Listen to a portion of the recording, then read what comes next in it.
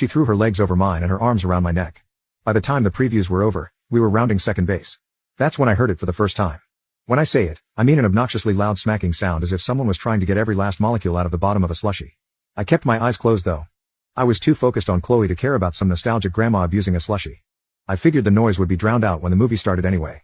I had forgotten it was a silent movie. For the next 10 minutes it slowly drove me crazy. I couldn't enjoy my time with Chloe if this sound didn't subside soon. I pulled my head away from Chloe to see where the sound was coming from. I located the perpetrator 2 rows in front of us. Then, I froze. She asked me what was wrong, and what I was looking at. I snapped out of my paralysis to say, "We need to get out of here immediately." I could recognize my father's male-pattern baldness from a mile away. It was a no-brainer from 20 feet. That was definitely him. Chloe asked me why I wanted to leave. The truth was I didn't care about my dad being there in the theater. That didn't matter to me. What mattered to me was that my dad wasn't drinking a slushie. The slurping noises didn't stop when he was just sitting there. I'll let you figure out the rest.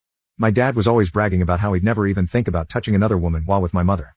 Which I guess was true, because the other head that popped up over the seat backs did not belong to another woman. It was the head of a man. My world was crumbling around me. I felt like I didn't know anything. I thought to myself that it couldn't possibly get worse than how I was feeling at that moment. And then it did. I recognized the man next to my father as Father McKinley, a clergyman at our church. At first I was furious. 2 hypocrites caught red-handed. We didn't even go to church that often. Pretty much exclusively on the big holiday services and rare random occasions whenever we felt like it. I walked out with Chloe to gather myself as fast as I could. I gave her the rundown of the past 10 minutes and she looked shocked. Her family was actually super religious. They were in the sanctuary with Father McKinley almost every Sunday. I went into the bathroom to process everything. There was so much to think about.